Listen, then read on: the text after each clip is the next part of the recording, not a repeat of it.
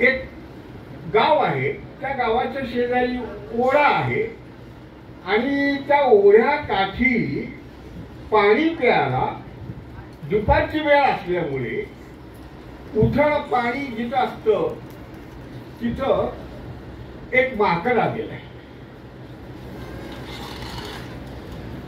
तो आला आणि आल्या आल्या पाहतोय तो की उथळ पाण्यात छोटे छोटे छोटे छोटे मासे इकडनं तिकडनं असं होतात की नाही. आपण पायी जातो त्या वाटेवरनं, तिथं ते मासे इकडनं इकडं होत असले बघतो तो आणि म्हणतो अरे हे पाण्यात पडून तळमळत आहेत,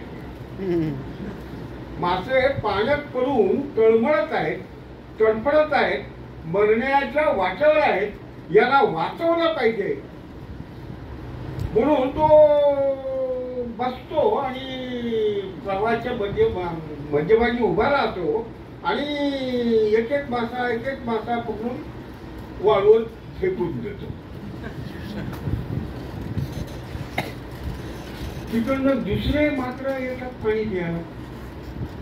ते म्हणतात की काय करताय तुम्ही? काही नाही म्हणे, म्हणत होते वाचवलंय.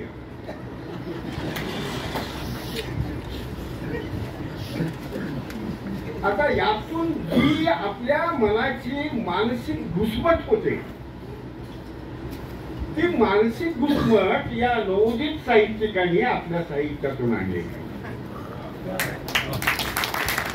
जेवढी अपेक्षा व्यक्त करतो आणि जास्त लांबवण्याची सवयच नसल्यामुळे आपले आभार मानतो आणि संयोजकांना ऐनवेळी बोलण्याची संधी दिल्यामुळे त्यांचेही आभार मानतो, तुमचे आभार मानतो आणि थांबतो. धन्यवाद.